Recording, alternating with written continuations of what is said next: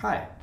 In my Facebook group of GoPro enthusiasts, I see a lot of creators asking about the best GoPro settings for filming activities like riding a motorcycle, surfing, vlogging, travel, and so on. So I decided to make this video to share with you the best GoPro settings that I found to be ideal for most filmed GoPro activities. And I also created a GoPro settings cheat sheet, as you can see here, that has already helped thousands of people getting around with GoPro settings. You'll find the link in the description if you want to download it. It's free, so check it out. It's cool. But now, without any further ado, let's get started. Hey, I'm Andy, filmmaker and author of Project GoPro, a GoPro training school. On the site, which you'll find the link in the description, you'll find over 150 free tutorials that will help you get better at video making with GoPro.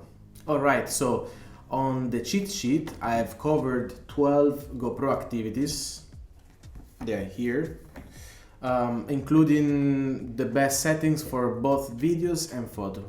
These activities are travel, cycling, hiking, drone, motorcycle, sport, ski, surf, underwater, sunset, and so on.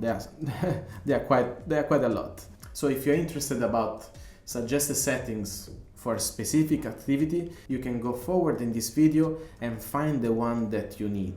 Let's start from travel. It's the first one.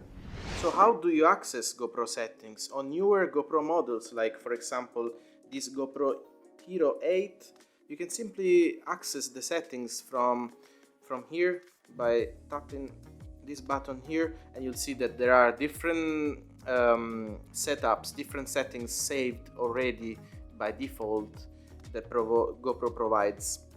Standard, activity, cinematic. But let's say that we want to select any settings based on the GoPro cheat sheet that we've seen before. So you would tap here on the plus button, and here you'll choose the settings that you like to use for the activity, based on the activity that you're gonna do.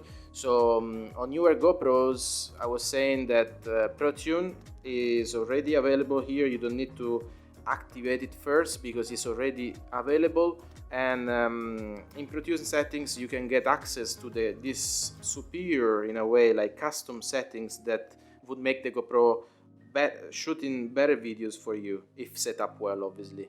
So let's have a look on older GoPros. Like this is a GoPro Hero 6. ProTune settings, you access them from the settings menu by tapping here. Turn on the ProTune settings, and you'll see that you can access all of the GoPro ProTune settings like so.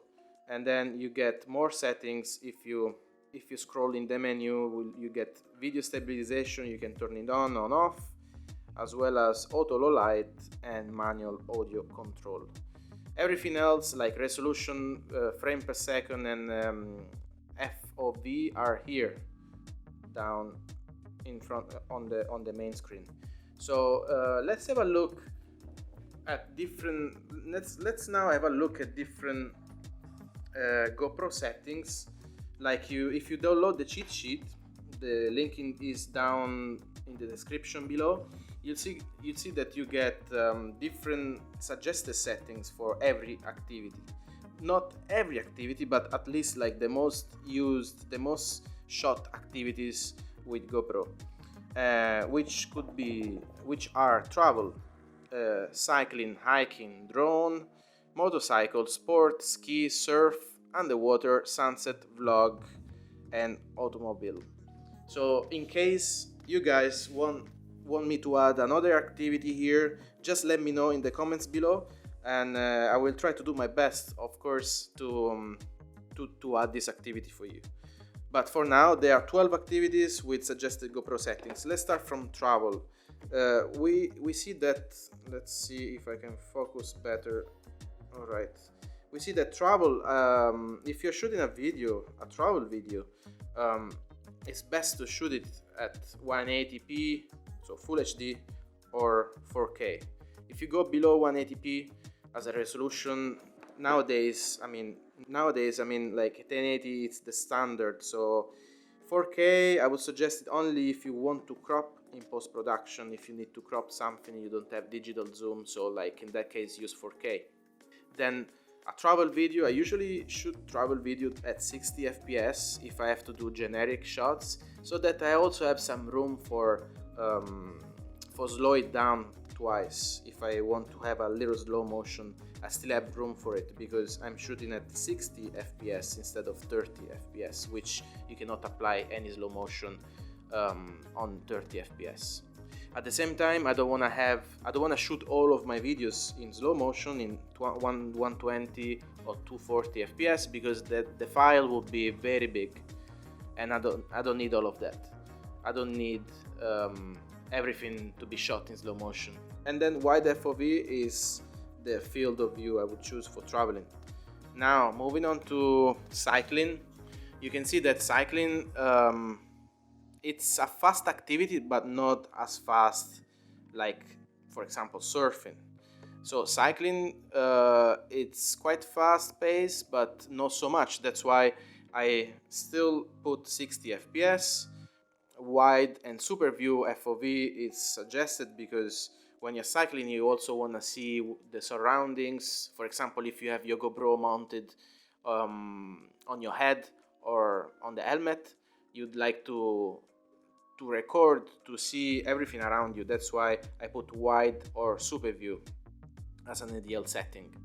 Then moving on to hiking, so as you can see, like most of the resolutions would be 4K or 180, because this is the standard as mentioned before. Hiking doesn't need any slow motion usually, because like there is no fast action in there.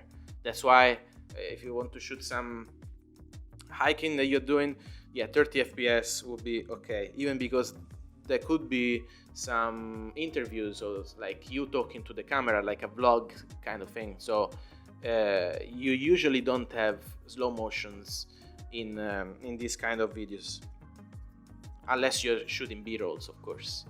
Wide FOV should be okay. Drone, again, 60 fps should do. Wide FOV, so you can see like all the surroundings with a good angle, and 4K 180 as most of this. Motorcycle is quite a fast activity. You might want to slow it down sometimes. That's why here you'll find 120 fps, so you can still have room for to slow down your footage by 4 times. Sport, generic sport like football, basketball, etc. If it's quite fast action, then select 120 fps, otherwise stick with 60. Again, resolution 180, 4K is fine. Wide FOV. I'm not going to cover all of these settings because they are quite a lot, otherwise we will be here forever.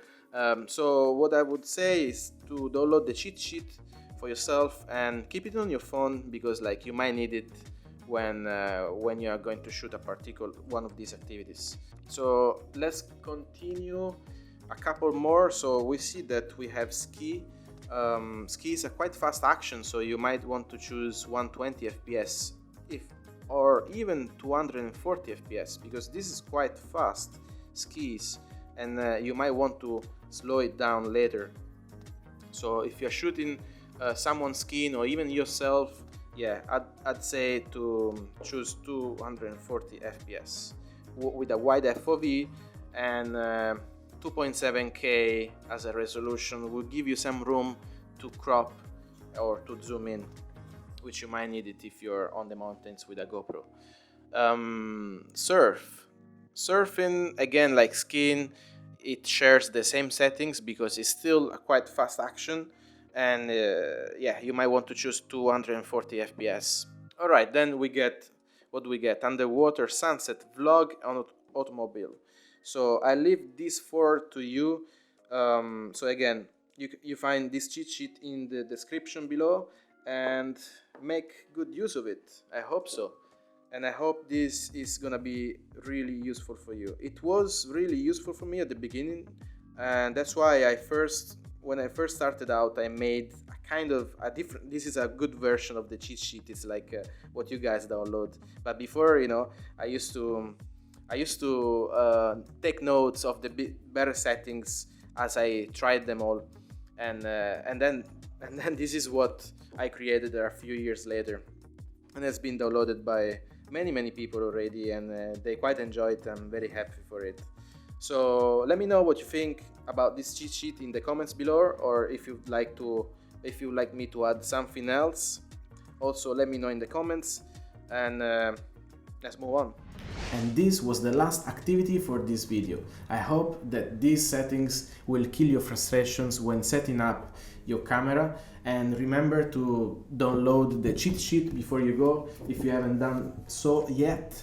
And it's a 2-page PDF that you can keep it on your phone or print it out for easy access to the GoPro settings whenever you need it. The link is in the description below.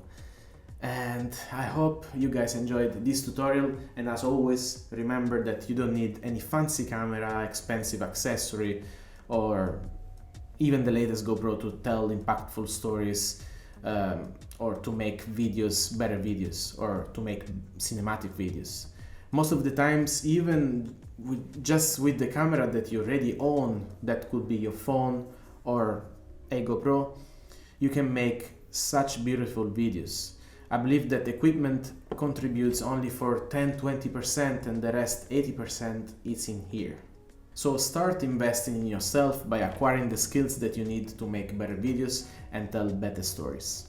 Thank you so much for watching this video. Let me know what you think about these GoPro settings in the comments below, and as always, if you like the video, hit the subscribe button for more. And stay healthy, and I'll see you next week. Ciao!